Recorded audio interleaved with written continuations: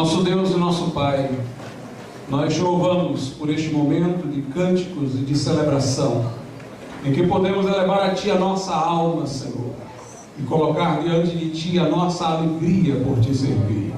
Agora, nesse momento, Senhor, abençoa-nos com a Tua palavra, ilumina nossa mente para que possamos compreendê-la, dispõe o nosso coração para que Te sejamos obedientes e atendamos a Tua voz.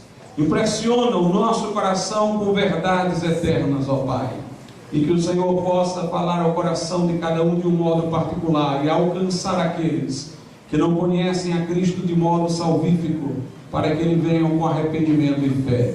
Em nome de Jesus. Amém, Senhor. Vamos abrir as nossas Bíblias no livro do profeta Isaías, no capítulo de número 61. Isaías, capítulo de número 61. Começando pelo versículo 1, é uma passagem messiânica, profética, acerca do Senhor Jesus. Isaías 61, a partir do versículo de número 1.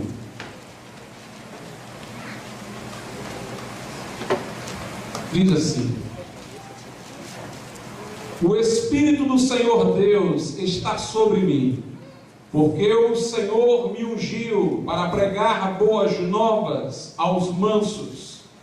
Enviou-me a restaurar os contritos de coração, a proclamar liberdade aos cativos e a abertura de prisão aos presos, a apregoar o ano aceitável do Senhor e o dia da vingança do nosso Deus, a consolar todos os tristes, a ordenar acerca dos tristes de Sião que se lhes dê glória em vez de cinza, óleo de gozo em vez de tristeza, vestes de louvor em vez de espírito angustiado, a fim de que se chamem árvores de justiça, plantações do Senhor, para que Ele seja glorificado.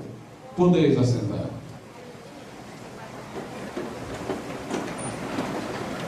Meus amados irmãos, uma das doutrinas mais importantes do cristianismo, porque dizem respeito ao próprio Deus, porque diz respeito ao próprio Deus, é a doutrina da triunidade de Deus.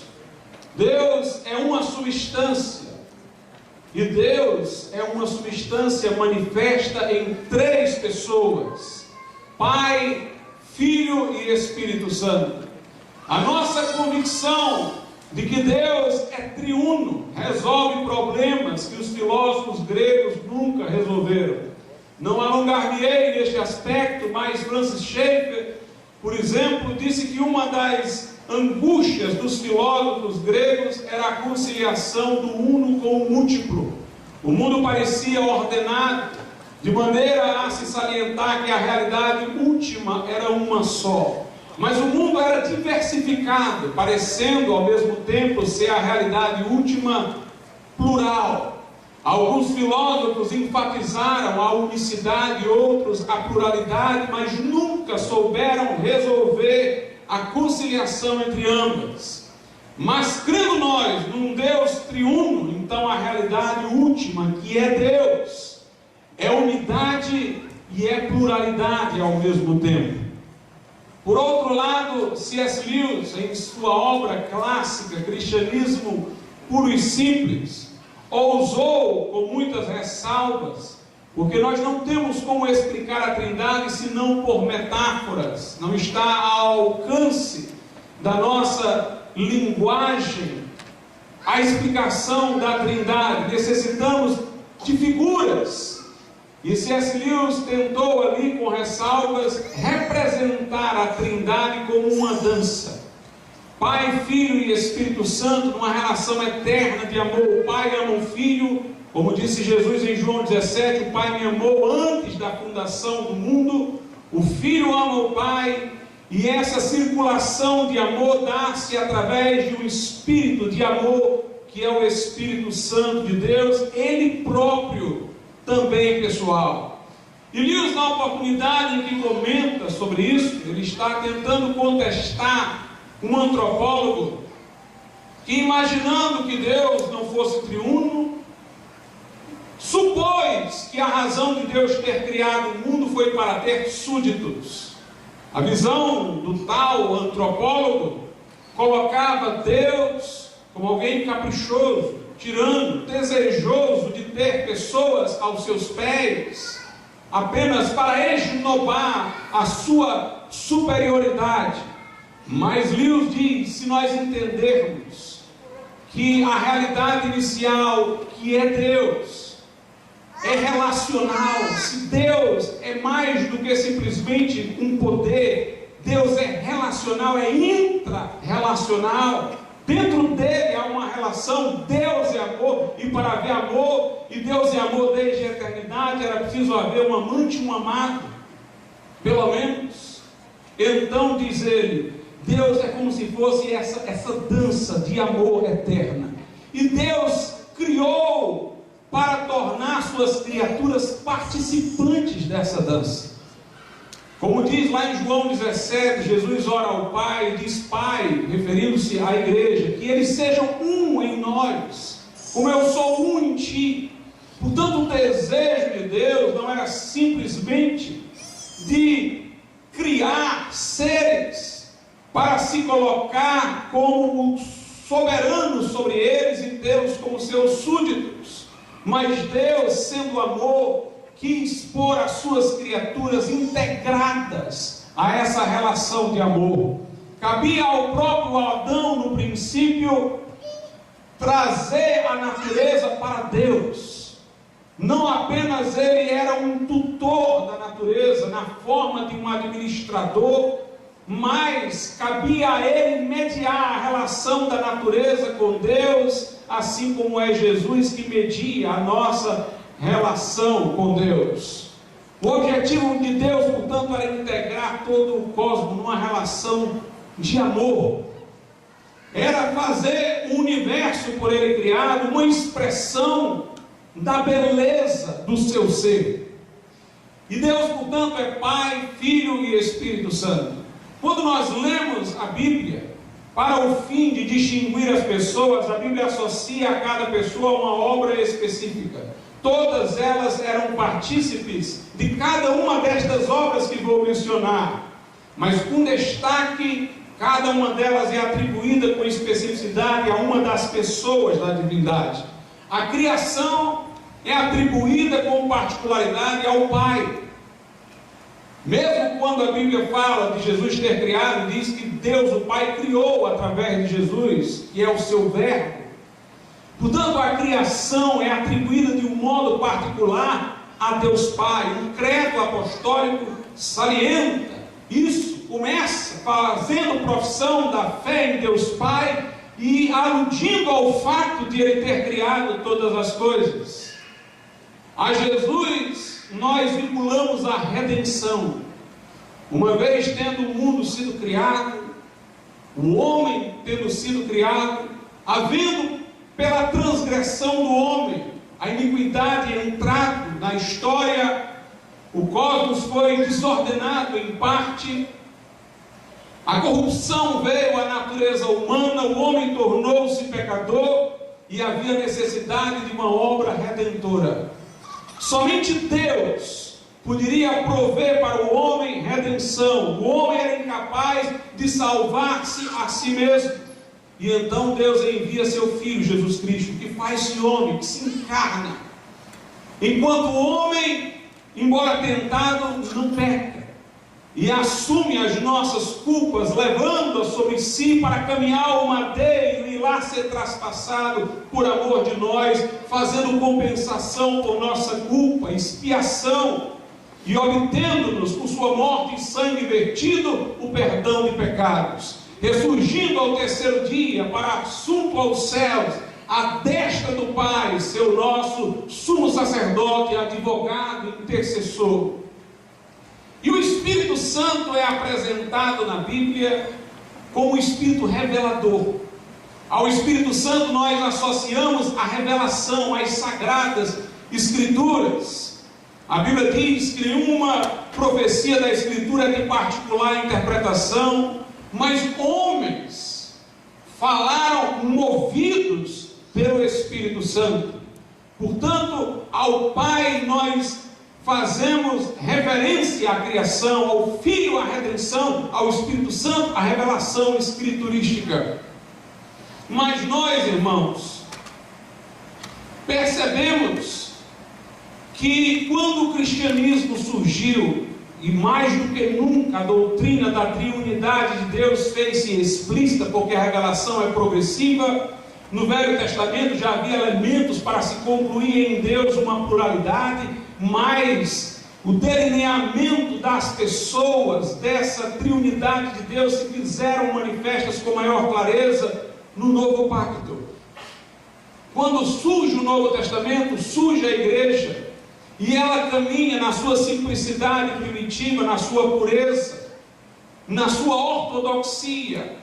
Ela funciona como sal da terra, como luz do mundo. De modo curioso, aquela igreja primitiva não tinha representação política, não tinha força econômica, mas ela, pela pregação do Evangelho, pelo testemunho, pela voz profética naquela sociedade romana, consegue exercer um grande poder de influência, sendo sal da terra e luz do mundo, como disse Jesus. E o que nós vemos é que paulatinamente, na medida em que o cristianismo cresce, muitas coisas começam a mudar.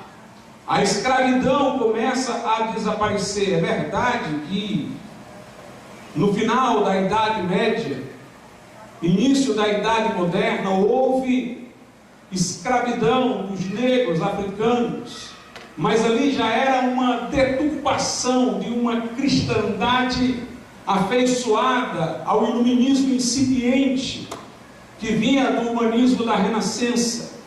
A verdade é que no que tange ao estado inicial do Império Romano, paulatinamente a escravidão foi ficando sem sentido na medida em que o cristianismo se expandia. Os cristãos não propunham uma revolução para a libertação daqueles escravos, até porque não era como a escravidão negra. A escravidão negra era opressora, tinha uma antropologia errada, julgava o de cor negra inferior, e aí os cristãos verdadeiros tinham que falar veementemente contra e se opor em movimentações como fizeram. Mas a escravidão no Império Romano decorria de dívidas não pagas, de guerras vencidas, e o próprio escravo aceitava essa condição, em função de lhe ter sido poupada a vida numa guerra em que ele foi vencido. No sentido de que, não tendo podido pagar uma dívida, ele agora deveria oferecer sua vida em serviço. Tão aceita era a escravidão que não havia senzala, como nós temos hoje, como nós tínhamos na época da escravidão negra. Não havia correntes constantes, exceto para os gladiadores, que eram pessoas já sentenciadas a mortes, que faziam sua morte ocorrer como uma exibição. E nós percebemos, meus irmãos, que os cristãos, à medida em que cresciam, eles mostravam que deveria haver uma relação de amor entre o Senhor e o escravo. Muito embora aquela pessoa continuasse na posição de escravo, o Senhor não lhe tratava como alguém antropologicamente inferior, lhe devotava amor, reconhecia-o como irmão. E com o passar do tempo, as relações afetivas se tornaram tão difundidas no meio dessas relações institucionais que ninguém julgava mais a escravidão necessária. Ela findou ela quebrou os seus grilhões sem uma revolta armada, por uma revolução de princípios, por uma formação de nova mentalidade. Os cristãos conseguiram mudar pessoas, e mudando pessoas, mudaram mentalidades. E a escravidão naquele tempo findou. A luta dos gladiadores passou a ser proibida quando o cristianismo tornou-se mais expressivo e o Império Romano, ao menos nominalmente, aceitou o cristianismo. Não havia mais guerra de gladiadores, luta de gladiadores, e portanto nós ali tivemos uma verdadeira mudança. O Império Romano defendia práticas abortivas, mas depois foram proibidas por influência do pensamento cristão. Entre os pagãos havia uma prática que Aristóteles fazia dela apologia, e outros também, de se rejeitar as crianças enfermas quando nasciam, colocá-las em um lugar para morrerem, abandonando-as. Mas o cristianismo fez essa prática ser vista como abominável. E meus irmãos, a ênfase do cristão nessa época era Pai, Filho e Espírito Santo. Mas começou o problema quando a igreja romana medieval usurpou a tarefa que era do Espírito Santo, pôs-se acima das sagradas escrituras, colocou suas decisões conciliares no mesmo patamar que a Bíblia, colocou as decisões hierárquicas como infalíveis. E aí, nesse momento, a Escritura ficou em posição subalterna à igreja, e o Espírito Santo despojado dentro da doutrina dessa igreja de sua real função. Na época do humanismo renascentista, o humanismo renascentista rejeitou tanto a autoridade da Bíblia, que deveria ter sido restaurada, como rejeitou a autoridade da igreja, que usurpara a autoridade da Bíblia e logo do Espírito Santo. No humanismo renascentista, reconhecia-se o Pai como Criador, Jesus como Redentor, mas não havia autoridade revelacional. Eles não eram reconhecedores nem da igreja, nem das Escrituras. O primeiro desfalque, portanto, que foi trazendo essa crise espiritual ao Ocidente, o primeiro desfalque foi em relação à pessoa, ao papel, à função do Espírito Santo, que teve por resultado o negligenciar das Sagradas Escrituras. O negligenciar das Sagradas Escrituras. Depois, meus irmãos, num segundo momento, nós tivemos a rejeição de Jesus Cristo. Aí é a fase do iluminismo. Mas antes de eu falar no iluminismo, eu ressalto que a reforma teve um papel importante para resgatar a função do Espírito Santo, para enfatizar a Bíblia. A reforma foi o grande momento em que o desfalque foi suprido, em que voltou-se à Escritura, mas aquela linha de decadência que vinha do humanismo, passado o fervor da reforma, teve a sua continuidade. E o iluminismo negou a divindade de Jesus Cristo. Jesus era visto como um homem, um grande mestre, um sábio, um filósofo, mas não mais como Deus. Eles mantinham a posição do Pai, era o chamado deísmo. Não criam em milagres, não criam em intervenção sobrenatural de Deus, não criam em que Deus se fez carne na pessoa de Jesus, já não reconheciam a autoridade das Escrituras, mas acreditavam em Deus Pai como Criador. Não tinham ainda teorias substitutivas da origem do universo, ainda não havia ninguém que tivesse suposto um Big Bang casual, uma evolução casual. Então eles ainda mantinham a figura de Deus. Então note como o processo de degeneração aconteceu. Primeiro, a subtração da posição do Espírito Santo e consequentemente das Sagradas Escrituras, quando a igreja romana usurpa esta posição. Os humanistas, em razão de serem críticos veementes da igreja, rejeitam a sua autoridade, mas não voltam às Escrituras, mas mantêm Jesus como Deus e Redentor e o Pai como Criador. Os humanistas da Renascença, A reforma vem e resgata a posição do Espírito Santo, o valor das Escrituras Sagradas. Mas passado o fervor da reforma, aquela linha de decadência que começou com a igreja romana, passou pelo humanismo, continua no deísmo. Negam-se as Escrituras como inspiradas por Deus, nega-se Jesus como Deus encarnado, mantém-se apenas Deus como o Criador, para se justificar a origem e a conservação das leis do universo. Mas depois vem a terceira fase, em que se nega o próprio Deus Pai como Criador, com teorias alternativas sobre a origem do universo que possam dispensar Deus. O que estas pessoas que seguiram este curso não perceberam é que uma vez que o Deus triuno sai, o Deus triuno, na visão deles, como diria Nietzsche, está morto, o homem também morre. E aliás, Nietzsche prognosticou isso. Ele disse: admitindo que Deus está morto, o próximo passo será admitir que o homem está morto. O que é que ele quis dizer com isso? Ele quis dizer que este homem que nós imaginamos no Ocidente, dotado de dignidade, que tem direitos fundamentais, inalienáveis, que tem uma vida inviolável, este é o homem que foi criado à imagem e semelhança de Deus. Se nós não mais concebermos o homem deste modo, perdem razão de ser os direitos humanos, a dignidade da pessoa humana, a inviolabilidade da vida. Se o homem é apenas um animal com um cérebro mais complexo, se o homem é apenas um animal que distingue-se dos outros quantitativamente, não qualitativamente, se ele não tem uma alma imortal que transcenda a história, se ele é apenas esse ser débil que vive 60, 70, 80 anos, então não há mais fundamento para asseverar que ele tem uma dignidade especial. Consequentemente, os fortes devem mandar nos fracos, assim o disse Nietzsche. Consequentemente, aqueles que podem aproveitar a vida, que o façam. Não há mais um respeito pelo outro ser humano, não há mais algo que fundamente direitos humanos inalienáveis, dignidade da pessoa humana. E nós estamos vendo este mundo, entre aspas, chegar.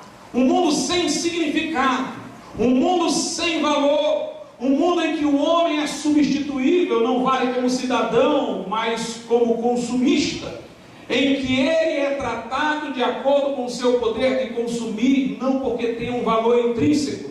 Nós estamos vivendo nessa época de depressão, de suicídio, de vazio que temos agora. E a nossa preocupação como cristãos é de trazer ao mundo novamente sentido, ou de reconhecer o sentido que Deus deu ao mundo. O que nós queremos é trazer de volta Pai, Filho e Espírito Santo. É preciso que as pessoas reconheçam que este mundo teve um Criador.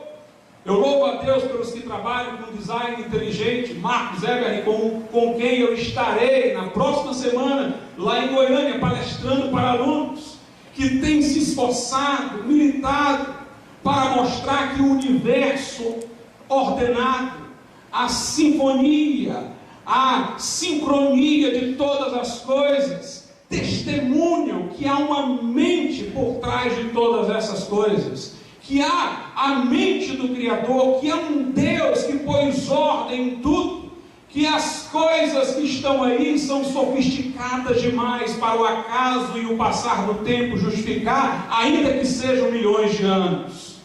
Deus, portanto, é o Criador, e cabe-nos, meus prezados irmãos, ouvintes, nessa noite, que nós, dentro do ambiente universitário, procuremos nos engajar neste compromisso de mostrar que este universo tem fonte e origem, que sua origem não é algo menor do que ele, mas algo maior do que ele. O efeito não pode ser maior do que a causa. Este universo não pode ter vindo de coisas minúsculas que prosseguiram para essa ordem, mas este universo veio da mente excelente do Deus infinito, daquele que é o alfa e o ômega, o primeiro e o último, o princípio e o fim. Foi Ele que, por sua palavra de ordem, criou todas as coisas. Nós temos que resgatar o valor das Sagradas Escrituras, mostrar que este livro é autêntico, que as descobertas arqueológicas não o negam, mas o confirmam, que o relato que ele tem da criação se mostra capaz de enfrentar os fatos, que o que aconteceu com Jesus de fato ocorreu, que sua ressurreição passa pela prova de um tribunal, ouvidas as múltiplas testemunhas que estão na Bíblia. E nós temos, meus prezados, que mostrar que Jesus Cristo é Deus feito carne que habitou entre nós. Resgatar a posição de Jesus dentro das universidades, inclusive. Ele é a luz que alumia todo homem que vem ao mundo. Há uma evidente posição de divórcio entre o homem e Deus. Algumas pessoas dizem: pastor, como é que eu poderia provar a alguém que o homem foi criado no princípio reto, transgrediu, e que o pecado ocasionou tudo isso, que agora exige a ação redentora de Deus, se eu não estive lá, se ninguém esteve lá para testemunhar os fatos?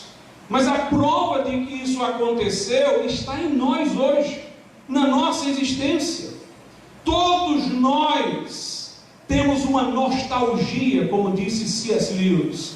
Todos nós temos uma saudade de um estado originário e feliz. Essa é a razão de os homens criarem tantas utopias, muitas das quais já faliram, como o comunismo. Essa é a razão de, mesmo nos períodos mais ateístas, mais racionalistas, nós encontrarmos na literatura pessoas que falavam de lugares paradisíacos, de ilhas do Pacífico, onde as coisas estavam bem e as pessoas viviam felizes. Estava lá no coração deles a noção de um paraíso originário. Todos nós desejamos a felicidade, e as pessoas desejam a felicidade ainda que não saibam dizer o que ela é. Elas desejam algo de que tem saudade, que é verdadeiro. Elas desejam um caminho de casa que ainda não encontraram.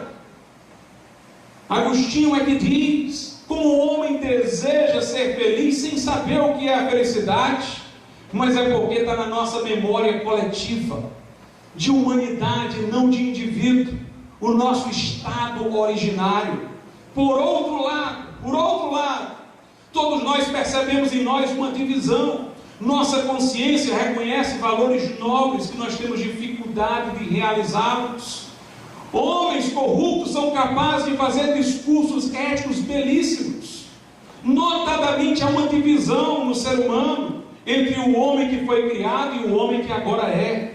Esta tensão dentro dele agora revela que há dentro dele uma pessoa capaz de ver a nobreza e uma pessoa incapaz de realizá-la. Portanto, o testemunho de que fomos criados retos, de que houve uma queda, está na nossa própria existencialidade. A Bíblia é capaz de, com a sua narrativa, explicar melhor como nós nos sentimos do que qualquer outra teoria imaginável.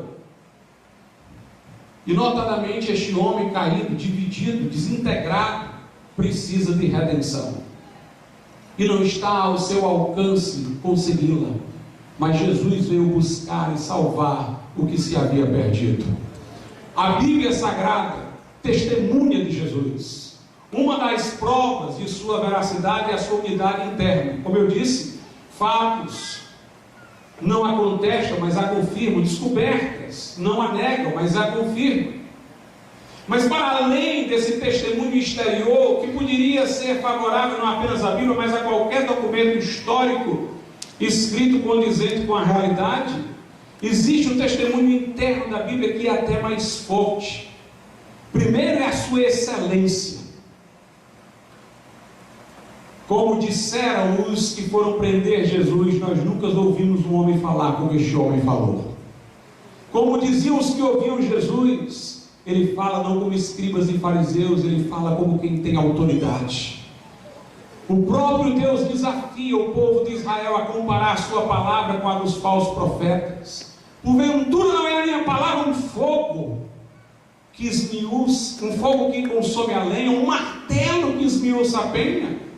Deus diz: o que tem a palha com o trigo. O que é que tem a palavra desses falsos profetas com a excelência do que eu digo?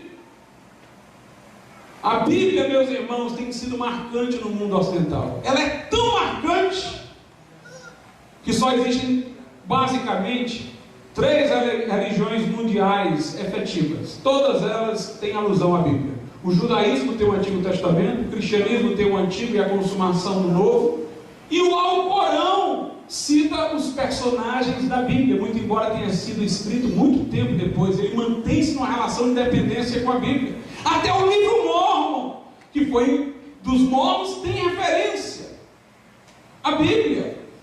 Portanto, não há nenhum documento religioso de qualquer religião que tenha amplitude mundial que não tenha uma relação de dependência com a Bíblia. A Bíblia é o original, o restante são versões. A Bíblia é a palavra fidedigna de Deus. Shakespeare não seria Shakespeare sem inspiração da versão King James da Bíblia que ele lia. As grandes figuras literárias não existiriam sem a Bíblia, em que encontraram paralelismo.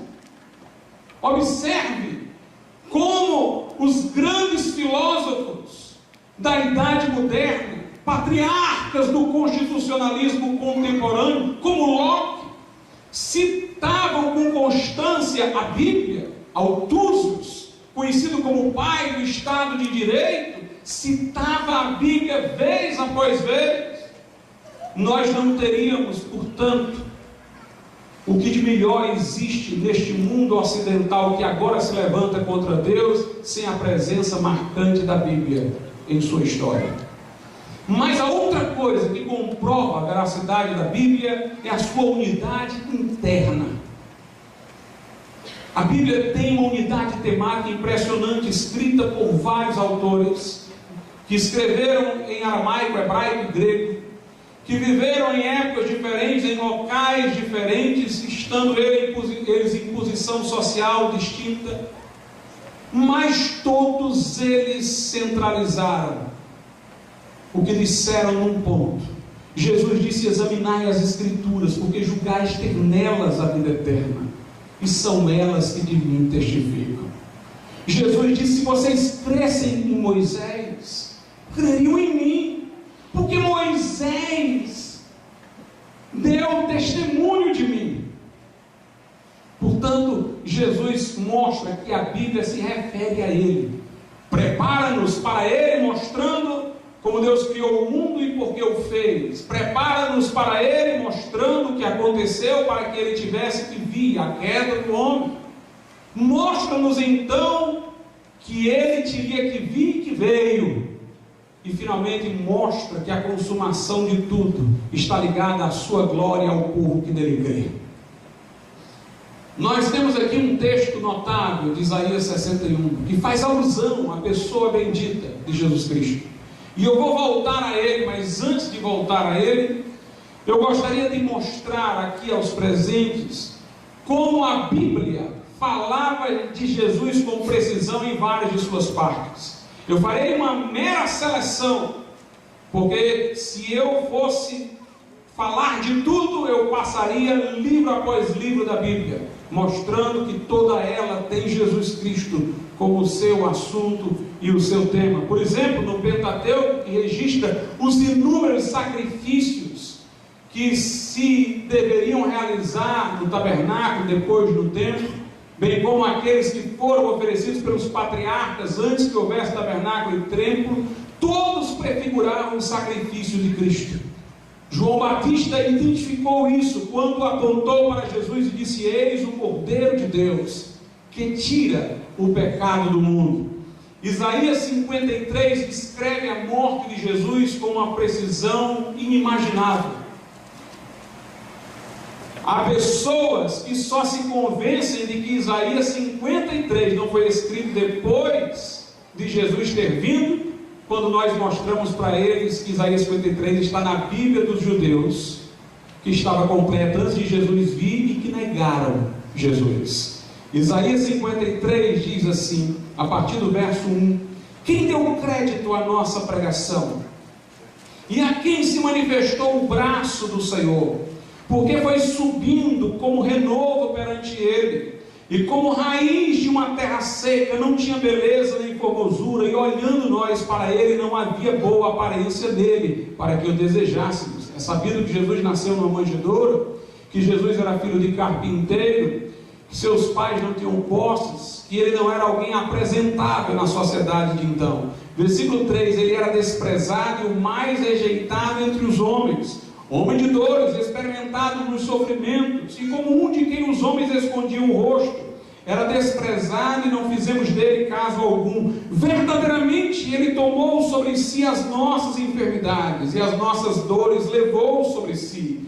E nós o reputávamos por aflito, ferido de Deus e oprimido. Mas ele foi ferido por causa das nossas transgressões e moído por causa das nossas iniquidades. O castigo que nos traz a paz estava sobre ele, pelas suas pisaduras fomos sarados. Todos nós andávamos desgarrados como ovelhas, cada um se desviava pelo seu caminho, mas o Senhor fez cair sobre ele a iniquidade de nós todos. Ele foi oprimido e afligido, mas não abriu a sua boca, como registram os evangelhos. Como um cordeiro foi levado ao matadouro, e como a ovelha muda perante os seus tosquiadores, assim ele não abriu a sua boca. Da opressão e do juízo foi tirado, e quem contará o tempo da sua vida? Porquanto foi cortado da terra dos viventes, pela transgressão do meu povo ele foi atingido. E puseram a sua sepultura com os ímpios, com o rico na sua morte, como aconteceu, ainda que nunca cometeu injustiça, nem houve engano na sua boca. Todavia o Senhor agradou moê-lo, fazendo-o enfermar, quando sua alma se puser por expiação do pecado. Verá a sua posteridade, prolongará os seus dias, e o bom prazer do Senhor prosperará na sua mão. Ele verá o fruto do trabalho de sua alma, e ficará satisfeito. Com o seu conhecimento, meu servo justo justificará muitos, porque as iniquidades deles levará sobre si. Por isso darei a parte de muitos, e com os poderosos repartirá ele o despojo. Porquanto derramou sua alma na morte, e foi contado com os transgressores, mas ele levou sobre si o pecado de muitos, e intercedeu pelos transgressores. Que coisa impressionante que isso tenha sido dito antes de ter acontecido. Aqui em Isaías 52 ainda, diz no versículo 14 que ele ficou desfigurado na cruz. Seu rosto não parecia mais de um ser humano, afinal de contas, sua cabeça fora alvo daquela coroa de espinho, que alcançando o couro cabeludo sensível incha, ele foi esmurrado, cuspido, bateram-lhe com uma cana. O próprio Isaías diz que arrancaram-lhe as barbas e os cabelos, e de fato ele foi deixado desfigurado. Isaías diz que ele nasceria de uma virgem. Isaías 9,6: uma virgem conceberá, dará à luz um filho, e o seu nome será maravilhoso, conselheiro, Deus forte, Pai da eternidade, príncipe da paz. É mencionado que seu nome se chamaria Emanuel, que quer dizer Deus conosco. Por outro lado, irmãos, quando lemos os Salmos, nós vemos uma descrição impressionante da sua morte. O Salmo 22 diz o seguinte, começando pelo versículo de número 1: Deus meu, por que me desamparaste? Porque te alongas do meu auxílio e das palavras do meu bramido. Alguém diz, pastor, não foram estas as palavras de Jesus na cruz? Deus meu, por que me desamparaste? Foram. Jesus estava ali em dúvida, estava confuso? Não. Jesus conhecia o Salmo. Jesus queria que as pessoas que estavam ali soubessem que o Salmo estava se cumprindo. E naquele tempo era comum citar o primeiro versículo do Salmo para dizer que se estava citando o Salmo inteiro. O Salmo termina com vitória e revanche contra a morte. Jesus citou só o primeiro versículo para mostrar a sua fé de que o salmo por inteiro se consumaria e que ele terminaria na vitória. Uma das coisas maravilhosas que vejo na Bíblia, irmãos, é que Deus quer compartilhar, entre aspas, os seus sentimentos com aqueles a quem Ele ama. Quando Deus foi destruir Sodoma e Gomorra, Ele disse: ocultarei eu alguma coisa a Abraão? Deus diz que nada faria sem revelar aos seus servos, os profetas. Oséias, por exemplo, foi ordenado por Deus a casar com uma mulher ímpia que o trairia, e Deus disse que isso aconteceria, para que Oséias pudesse entender a dor do abandono e da traição, e pudesse dizer a Israel os malefícios de a nação ter traído a Deus, com sentimento, entendendo o que se passava no coração de Deus. Abraão, pai da fé, chamado amigo de Deus. Alguns perguntam por que Deus levou Abraão a quase sacrificar seu filho, amando tanto Abraão, para que Abraão ali pudesse ser participante dos sentimentos de Deus. Deus queria que Abraão pudesse entender o que seria para ele entregar o seu próprio filho por amor de nós. E Jesus disse: Abraão viu o meu dia e alegrou-se. E Davi, irmãos, nas suas angústias, ele profetizou sobre as angústias do Messias, de alguma maneira suas angústias pessoais. Deus permitiu a elas, pela inspiração do Espírito Santo, participar da angústia do Salvador, porque Davi era um homem segundo o coração de Deus. Paulo disse: eu completo o que falta em mim nas aflições de Cristo. E nós também temos esta mesma oportunidade. Nós somos participantes com Ele dos seus sofrimentos, para ser participantes da sua glória. Sofrer para nós é como um sacramento, ou seja, comunica graça, porque se eu sofrer, entender que o meu sofrimento é uma expressão do sofrimento de Cristo, então quando eu estiver fraco, é aí que eu vou estar forte. Eu vou ter prazer nas aflições por amor a Cristo. Eu vou entender que Jesus está sofrendo em mim, eu estou participando do sofrimento de Jesus. Só os amigos de Deus têm esse privilégio, que o mundo não entende. Quando o pastor Eládio, que me corrija, não sei se foi perpétua ou felicidade, uma delas, das mártires dos primeiros dias do cristianismo, estavam na cela antes de serem levadas à arena em Roma para serem dilaceradas por feras. Estando grávida, ela começou a agonizar pelas dores do parto, e então o carcereiro disse: se você está se condoendo tanto para gerar um filho aqui, porque ela estava grávida e gerou dentro da cela, ele disse: imagine quando estiver lá diante das feras. Ela disse: não, aqui eu sofro o sofrimento natural, a consequência do pecado. A mulher dará a luz em dores, mas lá eu sofrerei com Jesus. E ela morreu heroicamente, desafiando até as feras para vir sobre ela, porque ali ela estava participando dos sofrimentos de Cristo. Aqui diz, versículo 1: Deus meu, por que me desamparaste? Mas veja aqui a continuidade, versículo 7 do Salmo 22: todos os que me veem zombam de mim, estendem os lábios e meneiam a cabeça, dizendo: confiou no Senhor, que o livre-o, pois nele tenho prazer. Nós sabemos como pessoas diziam: se tu és o Filho de Deus, livra-te, salva a ti mesmo. Mas veja aí agora o versículo 15, a coisa fica mais específica: a minha força se secou como um caco, e a língua se me pega ao paladar. Jesus teve sede na cruz. E me puseste no pó da morte, pois me rodearam cães, um ajuntamento de malfeitores me cercou, traspassaram minhas mãos e os pés. Não tinha acontecido isso com o Messias, ou melhor, com Davi, que nem com o Messias ainda, mas Davi estava sentindo nas suas aflições uma antecipação da dor de Cristo, e retratou mais o que viria a acontecer a Cristo do que o que estava acontecendo com ele. Traspassaram-me as mãos e os pés. Poderia contar, versículo 17, todos os meus ossos. Eles veem e me contemplam, repartem entre si, versículo 18, as minhas vestes e lançam sorte sobre a minha roupa. Isso não aconteceu com Davi, mas aconteceu com Jesus lá na cruz. No Salmo de número 1, diz aqui a Bíblia Sagrada: Aliás, Salmo de número 2, desculpem-me. Esse texto, inclusive, é citado em Atos 4 como referente a Jesus.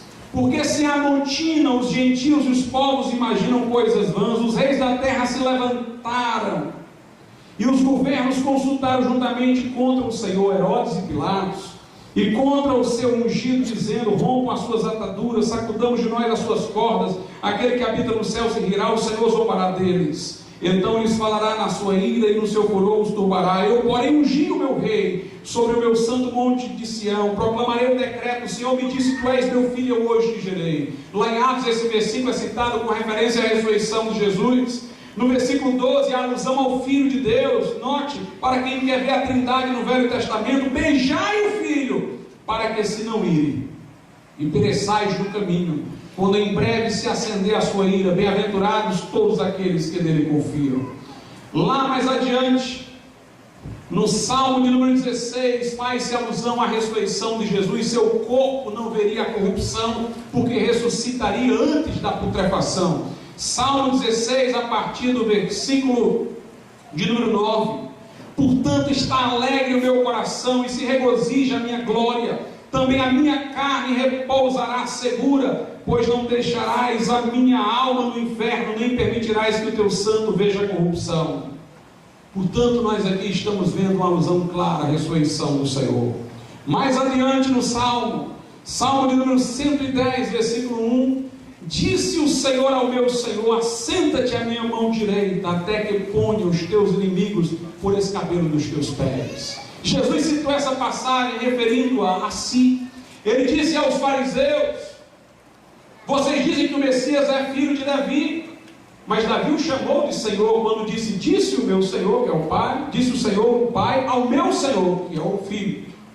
Como é que Davi o chama de Senhor, se vocês dizem que ele é filho de Davi? E os que ouviram Jesus não souberam dar a resposta, mas a resposta é que ele é o filho de Davi enquanto homem, e é o Senhor de Davi enquanto Deus.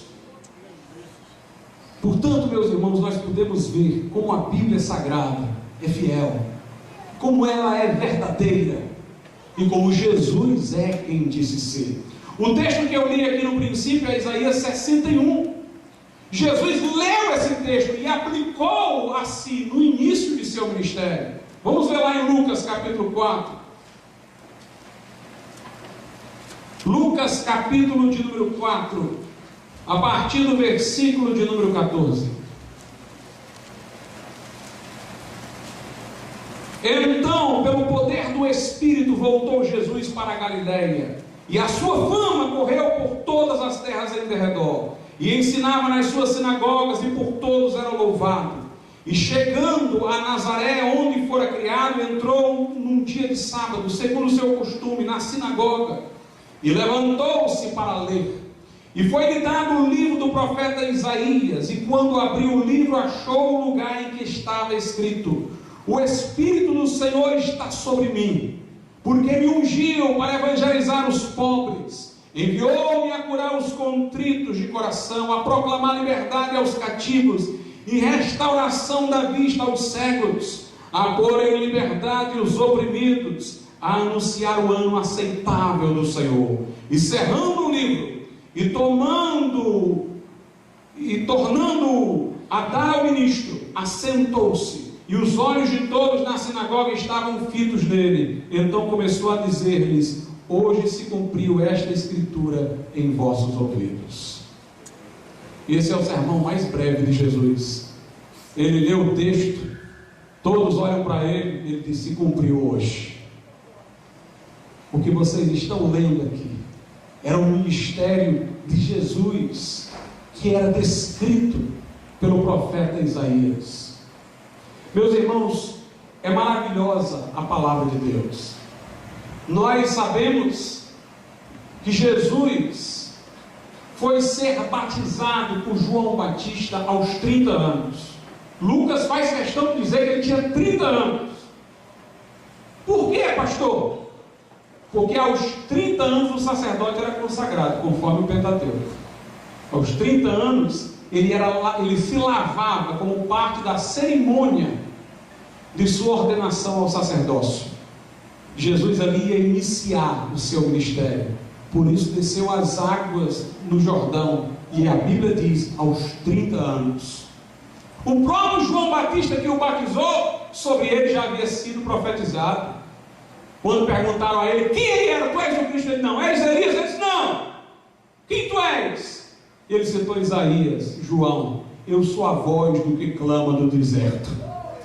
Endireitai as veredas, preparai o caminho do Senhor.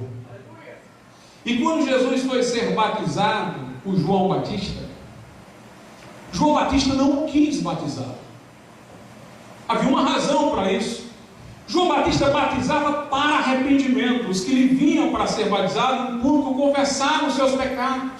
O batismo de João Batista era um símbolo de que a pessoa estava se arrependendo. Mas Jesus não tinha de que se arrepender. João Batista disse, eu deveria ir a ti, e tu vens a mim. Mas Jesus se importa cumprir toda a justiça. Pastor, eu não entendo o batismo de Jesus. Tem um simbolismo maravilhoso, irmão, o batismo de Jesus. Além de representar a sua consagração ao ministério. Note, os que iam lá confessavam os seus pecados e eram batizados. Jesus não confessou pecado, não tinha. Pelo contrário, o Pai foi que confessou que ele não tinha. Este é meu filho amado em quem me compraço. Para que ninguém ali achasse que ele estava se batizando porque era pecador. Mas observe, quando a pessoa era batizada, depois de confessar os seus pecados em arrependimento, simbolicamente falando, era como se ela estivesse deixando os seus pecados nas águas. Ela estava mergulhando ali para ascender diferente, então os pecados ficavam na água, simbolicamente. Jesus, quando foi batizado, não estava deixando o pecado, estava tomando os nossos. Ele desceu as águas para se molhar com as águas que simbolicamente estavam sendo recipiente dos nossos pecados. O seu símbolo era inverso do de todos ali. Era o símbolo de que ele estava tomando sobre si a iniquidade de todos nós. Ele é aquele que é perfeito. O Pai disse, este é meu filho amado em quem me comprazo. Ele, portanto, é o justo, que estava assumindo os pecados dos injustos para levar-nos a Deus. Ele foi moído pelas nossas iniquidades, foi traspassado, ele tomou sobre si, como diz a Bíblia. E uma coisa curiosa, depois que Jesus foi batizado, o Pai disse, este é meu filho amado em quem me comprazo, ele foi para o deserto. Para não ficar só o testemunho do Pai a favor dele, ele foi lá ser tentado pelo diabo. E sofreu 3 tentações, mas as venceu todas, para que ficasse claro que ele era o justo, que ele era aquele que veio tomar sobre si as nossas transgressões. Depois disso, ele entrou na sinagoga. Aí ele leu Isaías 61. Quando ele leu Isaías 61, irmão, se você prestar atenção, ele não leu todo o texto. Todo o texto se refere a Jesus, mas ele parou bruscamente. Ele foi lendo, o Espírito do Senhor Deus está sobre mim, Lucas 4,18, pois me ungiu para evangelizar os pobres, enviou-me a curar os contritos de coração, a proclamar liberdade aos cativos, restauração da vista aos cegos, a pôr em liberdade os oprimidos, e anunciar o ano aceitável do Senhor. Sabe onde é que ele cortou? O que é que vinha depois? E anunciar a vingança do nosso Deus. Porque quando Jesus veio, ele veio para salvar. A vingança é futura. Ele virá, como diz lá em Tessalonicenses, com labareda de fogo, tomando vingança dos que não conhecem a Deus e dos que não obedecem ao Evangelho. Ele virá um dia anunciando a vingança de Deus, mas ele estava ali para anunciar o ano aceitável do Senhor, a dispensação da graça de Deus. Ele estava ali para anunciar as boas novas, que há perdão para os que se arrependem, que há salvação para os que creem. Por isso que quando Jesus saiu das águas do Jordão, o Pai disse, este é meu filho em quem me compraram. O Espírito Santo desceu sobre ele em forma de pomba. O que é a pomba no simbolismo ocidental? É a paz. Embora os grupos que apregou em paz usando o símbolo da pomba, a maioria deles não tem nenhum compromisso com o cristianismo, às vezes tem com o hinduísmo. A pomba, como símbolo da paz, é um símbolo cristão. Quando Noé estava na arca, e o mundo tinha afundado nas águas da ira de Deus. Para saber se as águas tinham baixado, ele soltou uma pomba, e a pomba voltou com um ramo. Significava que as águas estavam baixando, que a ira de Deus estava cessando, que a misericórdia estava aportando. E assim a pomba com o galho ficou como símbolo da paz. Quando o Espírito Santo desceu sobre Jesus em forma corpórea de pomba, era para mostrar que o seu ministério é de reconciliação. Ele veio reconciliar os homens com Deus. O primeiro propósito de Deus não é tomar vingança. A vingança é para aqueles que ouviram as boas novas e não a quiseram. Mas a primeira oferta de Deus é o ano aceitável. Hoje é o dia da salvação. Deus chama as pessoas ao arrependimento, ao perdão. É o ano aceitável, é o dia da libertação. Jesus disse: eu não vim para condenar o mundo. Os maus intérpretes dirão: então ele veio para salvar todo mundo, ninguém vai para o inferno. Não. Quando ele disse: eu não vim condenar o mundo, ele queria dizer o seguinte: eu não preciso condenar o mundo já está condenado. Eu não vim fazer o que já está feito. Ele não veio para condenar o mundo, ele veio para que o mundo fosse salvo por ele. E aí a Bíblia diz: quem crê nele é salvo. Quem não crê já está condenado. Você já estava antes de ser ofertado o Evangelho. O Evangelho oferta a salvação. A Bíblia diz: quem crê no Filho verá a vida. Quem não crê, sobre ele permanece, porque já estava a ira de Deus. A humanidade estava sob a ira, morta em delitos e pecados. Mas Jesus veio abrir a porta da misericórdia. Jesus veio integrar o homem a Deus, integrar o homem consigo mesmo, porque a divisão dentro do homem é um reflexo do seu divórcio com Deus. E meus amados irmãos, nós vamos ver mudança de vida, nós vamos ver uma sociedade renovada, quando nós vemos pessoas reconciliadas com Deus. O que nós estamos precisando hoje não é de teólogos da prosperidade, que façam da vida feliz o mero dinheiro no bolso e o carro do ano. O que nós estamos precisando hoje não é da igreja do entretenimento, que confunde culto a Deus com diversão, que confunde comunhão com sociabilidade humana. O que nós precisamos é da ação redentora sobrenatural de Deus, que quebra o grilhão, que rompe a cadeia, que constitui um novo homem, com uma nova mentalidade, com uma nova visão. Nós vemos isso maravilhosamente no texto de Isaías que li, Isaías 61, eu vou ler porque aqui é completo. O Espírito do Senhor Deus está sobre mim, porque o Senhor me ungiu para pregar boas novas aos mansos, enviou-me a restaurar os contritos de coração. O homem ao quebrado é pelo Evangelho restaurado, a proclamar liberdade aos cativos. Quantos estão aí cativos? Nas drogas, no álcool, na mentira e abertura de prisão aos presos, a pregoar o ano aceitável do Senhor e o dia da vingança do nosso Deus, a consolar todos os tristes, a ordenar, essa parte que eu acho maravilhosa, a ordenar acerca dos tristes de Sião, este mundo vazio de significado, estas pessoas, irmãos, que são como uma bolha de sabão na descrição de C.S. Lewis no seu livro Grande Divórcio. Estas pessoas que não são personalidades sólidas precisam ouvir isto, que ele tem peso de glória, ele tem eternidade para trazer consigo a nós, a fim de ordenar acerca dos tristes de Sião, que se lhes dê glória em vez de cinza, óleo de alegria em vez de tristeza, vestes de louvor em lugar de espírito angustiado, a fim de que se chamem árvores de justiça, plantações do Senhor, para que ele seja glorificado. Aleluia! O homem com Cristo é sólido, é uma árvore radicada para a glória de Deus. A educação não resolve o problema da humanidade, não.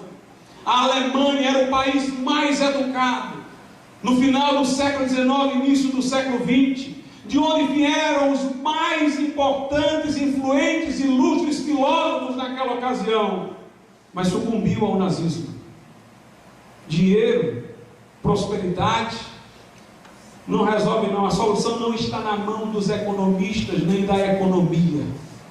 Suíça, Suécia, tem estabilidade econômica e elevado índice de suicídio. A estabilidade, a segurança, a fortaleza, a verdade, a realidade, a salvação, o céu, está na pessoa bendita e excelsa de Jesus Cristo. Vamos ficar de pé. Eu convido os irmãos que tocam.